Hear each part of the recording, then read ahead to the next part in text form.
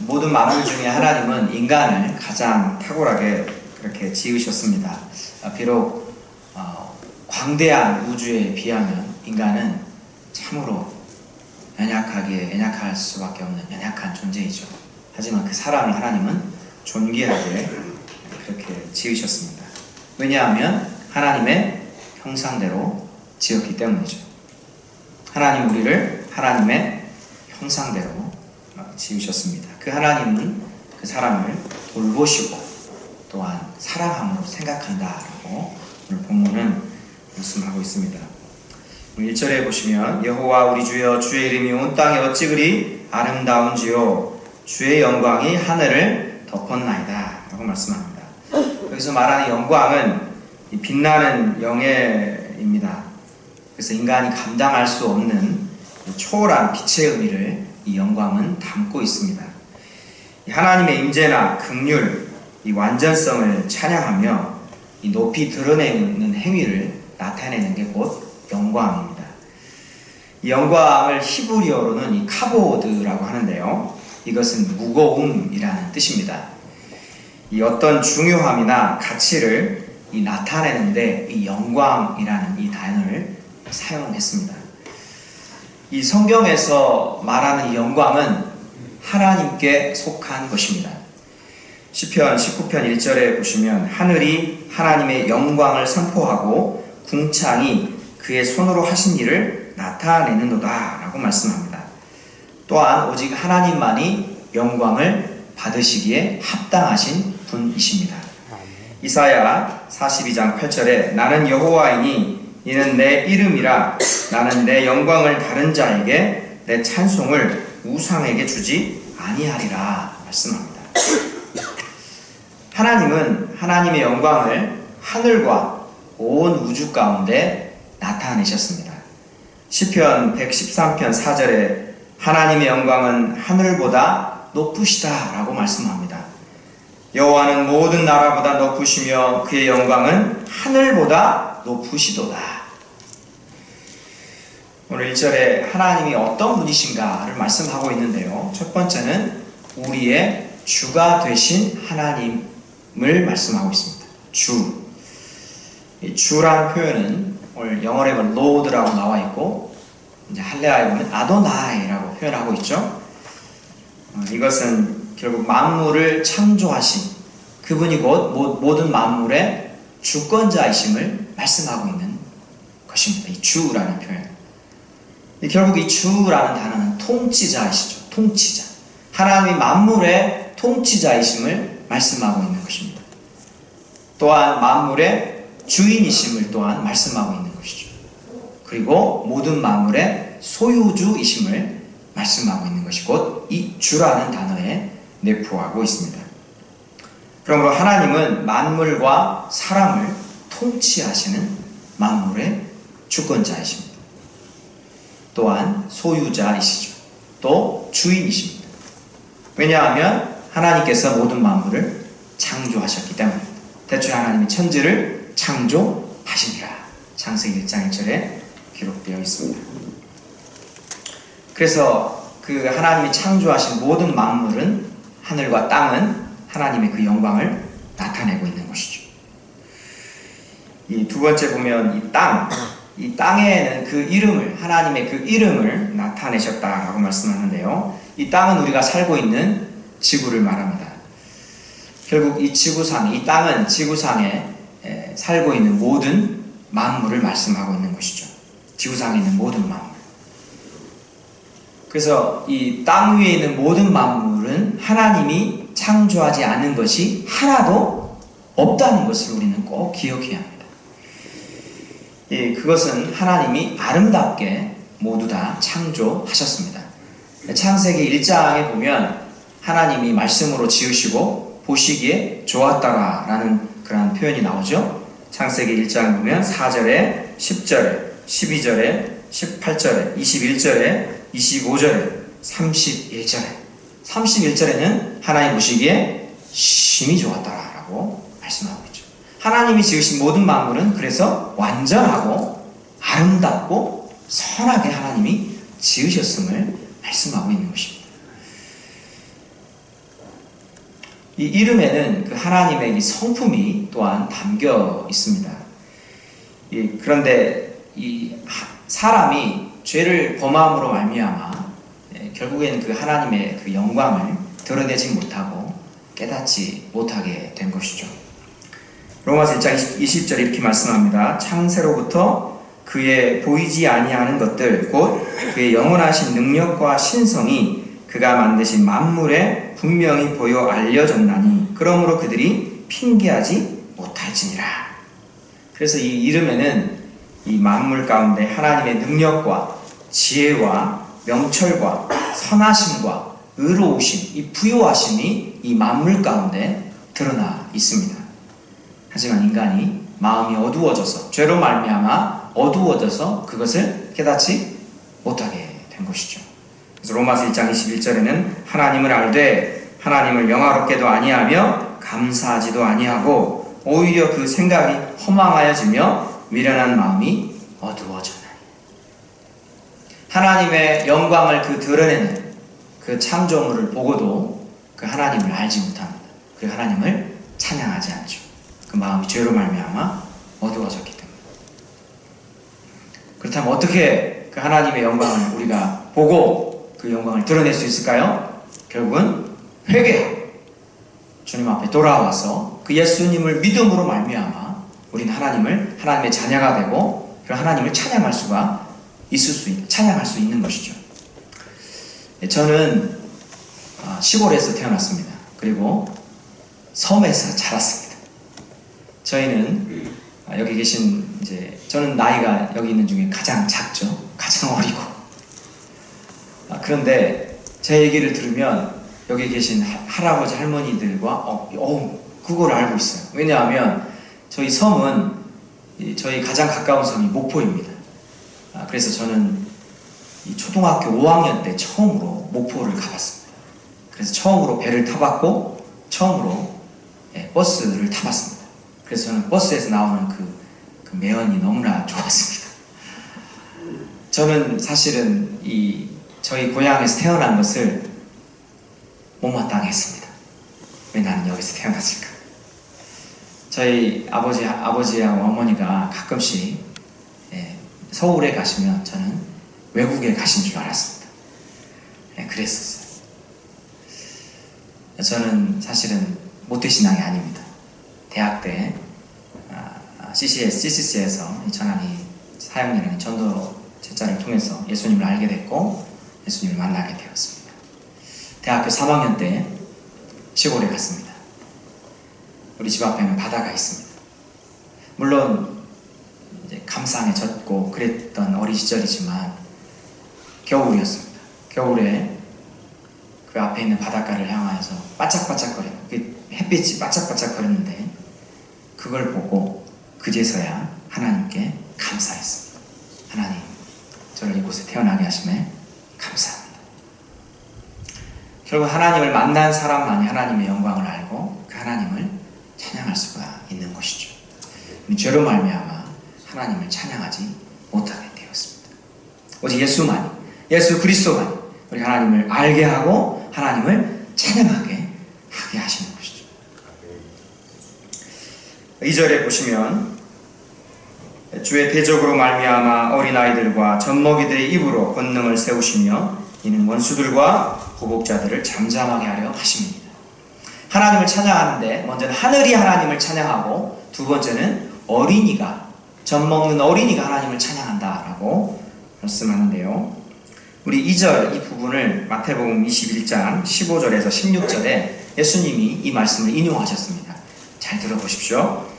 대제사장들과 서기관들이 예수께서 하시는 이상한 일과 또 성전에서 소리질러 호산나 다윗의 자손이여 하는 어린이들을 보고 노하여 예수께 말하되 그들이 하는 말을 듣느냐? 예수께서 이르시되 그렇다. 어린 아기와 젖먹이들의 입에서 나오는 찬미를 온전하게 하셨나이다 함을 너희가 읽어본 일이 없느냐 하시고. 하나님은 겸손하고 또 하나님 말씀에 순종하는 이 어린 아이들을 통해서 하나님이 영광을 받으신다라고 말씀하고 있습니다. 여기서 말하는 원수는 하나님을 거역하는 자들입니다. 첫째는 사탄이고 또한 사탄을 따르는 추종자들을 말합니다.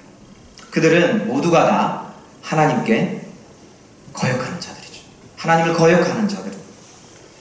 하지만 하나님은 젖먹는 아이, 이 어린이는 하나님의 그 권능에, 그 질서 앞에, 그 권위에 순종하고 또 자연계에 나타난 그 능력과 신성을 찬송함으로 결국 그 하나님을 대적하는 자들을 부끄럽게 한다라고 오늘 성경은 말씀하고 있는 것입니다.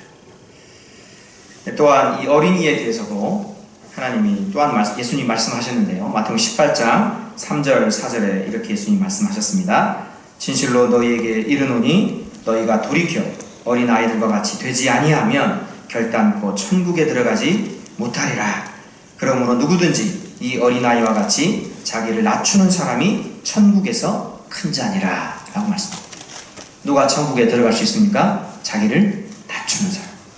마태복음 5장에는 심령이 가난한 자는 복이 있나니 그들이 천국을 받을 것이요 천국이 그들의 것이며 이렇게 말씀하고 있죠. 여기서 결국 심령이 가난한 자는 이 어린아이와 같이 자기의 마음을 낮추고 오직 하나님만을 의지하는 사람인 것입니다. 결국 자기 자신을 낮추고 겸손한 자가 하나님을 만날 수가 있는 것을 오늘 본문은 말씀하고 있는 것이죠. 아무리 지식이 많고 해박하고 박학다식한 사람일지라도 하나님 앞에 겸손하지 않으면 하나님 만날 수 없는 것입니다. 세 번째는 3절에 주의 손가락으로 만드신 주의 하늘과 주께서 베풀어 두신 달과 별들을 내가 보오니 3절을 말씀하는데요. 여기서 주의 손가락으로 만드신이라는 표현이 나옵니다. 이것은 이 하나님의 창조를 이 오묘하게 또 뛰어난 이런 부분들 가운데 이 하나님의 이 창조를 사람 편에서 그렇게 표현하는 하나의 방법인데요. 이것을 이 신인 동성 동형적 표현이라고 합니다. 이것은 우리가 하나님을 인간은 알 수 없기 때문에 이 사람 편에서 하나님을 그렇게 나타내고 있는 것이죠. 그래서 주의 손가락으로 이 모든 만물을 지으셨다. 하나님이 주의 손가락으로 만물을 지으셨나요? 그렇지 않죠? 뭘로 지으셨죠? 하나님의 말씀으로. 인간의 편에서 그렇게 표현하는 방법인 것입니다. 그리고 이 주의 하늘이라는 것은 결국은 주의 하늘, 이 하늘이 결국은 주님께, 하나님께 속하였음을 말씀하고 있는 것이죠. 결국 하나님이 모든 만물의 주인인 것을 말씀하고 있는 것입니다. 그러므로 우리는 낮에 태양을 바라보고 또한 밤에 별과 또 달을 바라보면서 그 하나님의 그 위대하신 모든 만물을 창조하신 그 하나님을 우리는 바라봐야 할 줄 믿습니다. 그런데 이렇게 하나님이 모든 만물을 창조하셨는데, 그래서 그 시인은 그 하나님의 그 위대하심을 찬양하고 있는데, 그 창조물 가운데 미약한 그 인간을 하나님께서 존귀하게 하심을 그 4절 이후에 말씀하고 있습니다. 우리 4절을 보시면 사람이 무엇이기에 주께서 그를 생각하시며 인자가 무엇이기에 주께서 그를 돌보시나이까. 여기서 주께서 그를 생각하신다라는 표현은 그 사람을 사랑하여서 기억하였다라는 뜻입니다. 우리가 누군가를 사랑하면 그를 기억합니다. 그래서 그를 사랑함으로 계속해서 기억하죠. 계속 그를 기억합니다. 마찬가지로 하나님은 우리를 사랑하시기 때문에 우리를 늘 기억하시는 분이라는 것을 오늘 말씀을 통해서 또한 표현하고 있습니다. 뿐만 아니라 인자가 무엇이기에 주께서 그를 돌보시나이까. 여기서 인자는 사람의 아들이란 뜻인데요. 여기서 히브리어에 보면 이 사람, 히브리어로 사람을 뭐라고 하죠? 아담이라고 하죠. 아담. 결국 아담의 아들, 이 사람이죠. 사람. 여기서 사람은 연약한 존재인 것을 말씀합니다. 흙으로 지은, 죄로 말미암아 죽을 수밖에 없는 이 인간의 연약함을 말씀하고 있죠. 이 인간의 연약한 인간, 죄 때문에 죽을 수밖에 없는 이 연약한 인간을 하나님이 어떻게 하신다고 말씀합니까? 돌보신다라고 말씀합니다. 돌보신다. 우리 개혁에는 권고하시나이까 이렇게 말씀하죠. 돌보신다. 하나님은 우리를 돌보시는 분이십니다. 우리 연약함을 아시는 주께서 우리를 돌보십니다. 부모가 자녀를 돌보는 것처럼 하나님은 우리를 돌보시는 분이십니다. 우리를 끝까지 놓지 않으시고 사랑하여 기억하셔서 우리를 돌보시는 하나님이라는 것을 믿으시기를 바랍니다. 그런 우리를 하나님보다 조금 못하게 하시고 영화와 존귀로 관을 씌우셨다라고 말씀합니다. 여기서 하나님은 이 천사, 이 다른 학자들의 그런 해석을 보면 천사라고 해석되어 있습니다. 이 천사보다 조금 못하게 하시고 영화와 존귀로 관을 씌우셨는다. 이렇게 하나님께서 인간을 높이셨죠. 그리고 하나님은 그 인간에게 만물을 다스리는 권한을 주셨다라고 6절에 말씀합니다. 이 바울은 이 본문 6절을 고린도전서 15장 27절에 이렇게 인용했습니다. 만물을 그의 발 아래에 두셨다 하셨으니 만물을 아래에 둔다 말씀하실 때에 만물을 그의 아래에 두신 이가 그 중에 들지 아니한 것이 분명하도다 라고 말씀합니다. 또한 이 히브리서 기자는 이 4절에서 6절 이 말씀을 히브리서 2장 6절 7절에 이렇게 기록하고 있습니다. 그러나 누구인가가 어디에서 증언하여 이르되 사람이 무엇이기에 주께서 그를 생각하시며 인자가 무엇이기에 주께서 그를 돌보시나이까. 그를 잠시 동안 천사보다 못하게 하시며 영광과 존귀로 관을 씌우시며 라고 말씀합니다. 결국 하나님은 모든 만물을 지으시고 그 만물을 다스리는 그 권세를 우리 사람에게 주신 것입니다. 창세기 1장 28절에 말씀하고 있죠. 하나님이 그들에게 복을 주시며 하나님이 그들에게 이르시되 생육하고 번성하여 땅에 충만하라. 땅을 정복하라. 바다의 물고기와 하늘의 새와 움직이는 모든 생물을 다스리라 하시니라. 창세기 1장 26절 말씀을 통해서는 하나님께서 인간을 지으신 그 목적이 곧 인간 모든 만물을 다스림이라고 말씀합니다.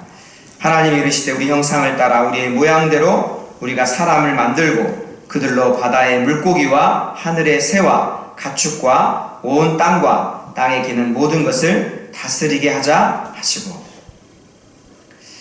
하나님은 태초에 모든 만물을 지으셨습니다. 그러므로 이 창조, 이 모든 만물은 하나님의 창조의 역사인 것입니다. 이것은 우연히 만들어진 것이 아닙니다. 또한 이 많은 사람들이, 학자들이 얘기하는 진화에 의한 것이 아닌 것을 우리는 꼭 기억해야 합니다. 이 진화는 모든 것이 우연히 만들어졌다라고 생각하는 것이죠. 특별히 학자는 이 진화에 대해서 이렇게 설명합니다. 이 우리가 차고 있는 이 시계를 이 태평양 한가운데 이렇게 빠뜨리는 거죠. 근데 그냥 빠뜨리지 않고 이 시계 뒤에 이걸 열어서 또 모든 시침과 분침, 모든 것을 다 이렇게 열어서 분해해서 태평양 한가운데 던지는 거죠. 그런데 이것이 저절로 그냥 맞춰지는 거죠. 그냥 다시 이 진화를 이렇게 설명합니다. 그만큼 진화는 사실은 맞지 않는 거죠. 그러므로 모든 만물은 하나님께서 창조하신 창조의 역사인 것을 믿는 우리 모두가 될 수 있기를 간절히 소망합니다. 그래서 히브리서 11장 3절에 이 하나님의 창조에 대해서 이렇게 말씀합니다. 믿음으로 모든 세계가 하나님의 말씀으로 지어진 줄을 우리가 아나니 보이는 것은 나타난 것으로 말미암아 된 것이 아니니라 라고 말씀하고 있습니다. 이렇게 하나님께서 말씀으로 모든 만물을 창조하시고 맨 나중에 여섯째 날 누구를 지으셨습니까? 우리를, 사람을 하나님의 형상대로 그 코에 생기를 불어 넣으셔서 그렇게 우리 인간을 만드셨습니다. 그래서 사람이 생명이 된지라 이렇게 말씀했죠. 우리는 하나님의 형상대로 지음받은 존재로 우리는 하나님을 닮은 존재입니다. 외적인 모습이 아닌 거죠. 그건 내적인 모습입니다. 하나님의 형상. 비록 인간의 범죄로 말미암아 그러한 형상이 일그러지는, 깨져버린 이런 부분은 있지만, 하지만 그 하나님의 형상이 우리에게 남아 있습니다. 그것이 무엇입니까? 우리가 우리 자녀들을 볼 때 사랑하는 마음이 있죠. 긍휼히 여기는 마음이 있죠. 그리고 우리가 뭔가를 만들 수 있는 그런 능력도 있습니다. 이것이 하나님의 그 형상대로 지음받은 존재인 것이죠. 이렇게 하나님의 형상대로 지음받은 존재는 영적인 존재이기 때문에 하나님과 교제할 수 있게 되었습니다. 우리 하나님과 교제할 수 있습니다. 그리고 하나님은 이 모든 만물을 이 사람에게 맡기셨죠. 그래서 만물을 다스리는, 그리고 관리하는, 책임지는 이러한 것을 우리에게 맡기셨습니다. 그러므로 우리 인간은 모든 만물을 잘 다스려야 합니다. 그리고 잘 관리해야 하는 책임이 있습니다. 오늘 말씀해 보면 이제 이 소와 양과 들짐승, 공중의 새, 또 바다의 물고기, 바닷길에 다니는 이 모든 만물 하나님께서 인간이 다스리도록 그렇게 권세를 주셨습니다. 그래서 우리는 이 다스린다 이런 표현은 단지 다스림의 표현을 떠나서 이제 관리하는 이런 부분도 포함되어 있습니다. 그래서 우리는 자연을 잘 관리해야 합니다. 요즘에 많은 이 미세먼지로, 또 초미세먼지로 온 세계가 많은 어려움 가운데 있습니다. 하나님은 이 만물을 우리에게 맡기셨기 때문에 이것을 잘 관리해야 할 책임이 우리에게 있는 것입니다. 자연을 잘 관리해야죠. 그러면서 하나님 결국은 9절에 1절과 동일하게 여호와 우리 주여 주의 이름이 온 땅에 어찌 그리 아름다운지 하면서 처음과 마지막 하나님을 찬양하고 있습니다. 자, 그렇다면 오늘 이제 결론이자 마지막으로 함께 나누고 싶은 말씀은 결국 하나님의 이 영광, 이 시편 기자인 이 다윗은 하나님의 영광을 찬양하고 있는데, 이 하나님의 영광과 이 세상의 영광은 구별되어 있다는 것을 우리는 꼭 기억해야 합니다. 하나님의 영광, 세상의 영광. 사람들은 이 세상의 영광을 따라 살아가는 사람들입니다. 하나님의 영광을 찬양하고 높이지 않습니다. 세상은 자기 자신을 높이죠. 자기가 행한 그 업적을 나타내기를 원합니다. 이게 세상의 영광입니다. 마태복음 6장 2절에 예수님이 이렇게 말씀하셨습니다. 그러므로 구제할 때에 외식하는 자가 사람에게서 영광을 받으려고 회당과 거리에서 하는 것 같이 너희 앞에 나팔을 불지 말라. 진실로 너희에게 이르노니 그들은 자기 상을 이미 받았느니라. 예수님은 이 땅에서 칭찬과 영광을 받으면 뭐라고 말씀합니까? 이미 상을 받았다라고 말합니다. 상이 없는 거죠. 제가 이 대학생 선교회 CCC에 간사로 있을 때 이 서울 지구에 이 어머니라는 이제 기도의 어머니가 계십니다. 그래서 기도해주는 그 캠퍼스를 위해서 또 세워진 간사님과 학생들을 위해서 기도해주는 어머니인데, 그 어머니는 굉장히 겸손하시고 늘 기도하십니다. 그래서 옆에서 학생들이 너무 좋아하고 때로는 이제 너무 잘하십니다 이렇게 하면 손사래를 칩니다. 만일 학생이 나를 이렇게 칭찬하고 하면 내가 하늘에서 받을 상이 없다라고 막 손사래를 칩니다. 그렇게 하지 말고. 하나의 사례이지만 우리는 그 기도하는 어머니의 모습을 본받아야 할 줄 믿습니다. 우리 이 땅에서 어떤 영광과 칭찬을 받기에 그렇게 힘쓰는 우리가 아니라 장차 하나님께 주실 그 영광, 그 칭찬을 바라보고 살아가야 할 줄 믿습니다. 이처럼 세상의 영광은 자신을 결국에는 나중에는 유익하게 하지 못합니다. 또한 이 영광은 결국은 사단이 사용하는 그러한 술책입니다. 괴계인 것이죠. 이 사단은 예수님도 유혹했습니다. 마태복음 4장 8절 9절에 보면 이 마귀가 예수님을 세상의 영광으로 유혹했습니다.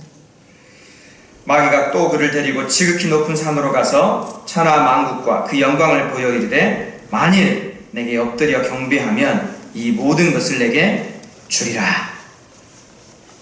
그러므로 우리는 이 요한일서의 말씀에 나와 있는 것처럼 세상으로부터 오는 것, 이 생의 자랑, 이것을 우리는 경계해야 합니다. 우리 안에는 다른 사람으로부터, 세상으로부터 유명해지기를 원하고 칭찬을 받기를 원하고 존귀하게 여김 받기를 우리는 원하는 게 우리 마음에 있습니다. 하지만 이것은 세상으로부터 왔다라고 말씀합니다. 결국 우리는 어떻게 합니까? 하나님을 찬양해야 합니다. 하나님을 자랑해야 합니다. 예레미야에는 어떻게 말씀하고 있습니까? 우리가 자랑해야 할 것이 곧 하나님을 아는 것, 이것을 자랑하라 라고 말씀합니다. 하나님을 아는 것. 또한 바울은 자신의 연약함을 자랑할 것을 말씀합니다. 우리가 자랑할 것은 내가 아닙니다. 내가 뭔가를 잘하는 것을 자랑할 것이 아니라 하나님을 자랑해야 합니다. 또한 하나님을 아는 것을 자랑해야 하고 나의 연약함을 자랑해야 합니다.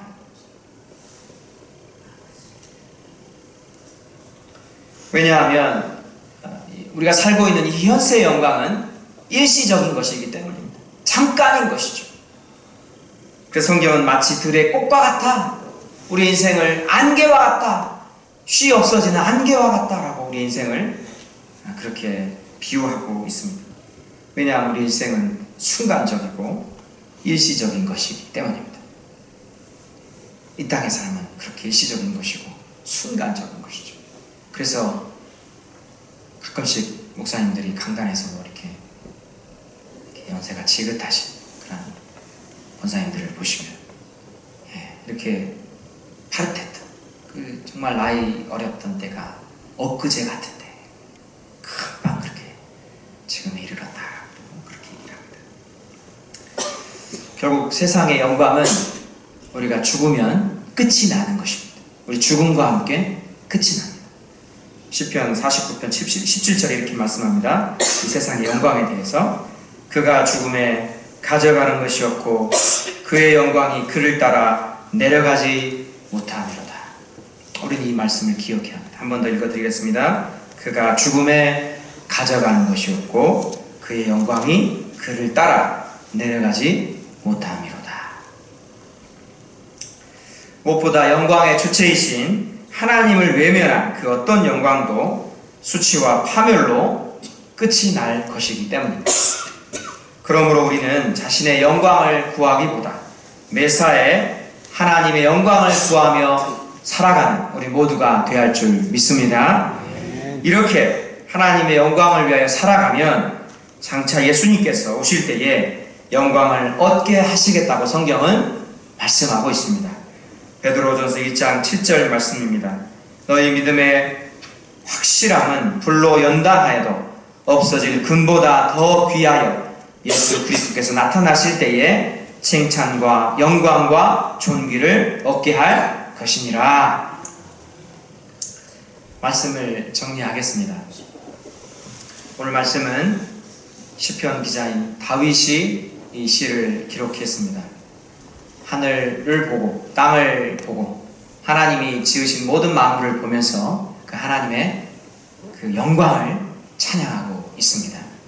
시인은 1절에도 9절에도 처음과 마지막 하나님을 찬양하고 있습니다. 여호와 우리 주여 주의 이름이 온 땅에 어찌 그리 아름다운지요. 그러므로 시인과 같이 처음에도 하나님을 찬양하고 우리가 마지막 하나님 나라 가기 전에도 하나님을 찬양하는 우리가 되어야 할 줄 믿습니다. 그래서 끝까지 하나님을 우리가 찬양해야 합니다. 뿐만 아니라 그렇다면 누가 하나님을 찬양할 수 있습니까? 겸손한 자입니다. 하나님 말씀에 순종하는 자, 겸손한 자, 하나님 앞에 겸비한 자가 어린아이와 같이 자신을 낮추는 자가 하나님을 찬양할 수 있다라고 오늘 본문은 말씀하고 있습니다. 주의 대적으로 말미암아 어린아이들과 젖먹이들의 입으로 권능을 세우시며 이는 원수들과 보복자들을 잠잠하게 하려 하심이니이다. 그러므로 우리는 어린아이와 같이 그렇게 겸손하고 자기를 낮춤으로 하나님을 찬양하고 하나님의 영광을 드러내는 우리 모두가 되기를 간절히 바랍니다.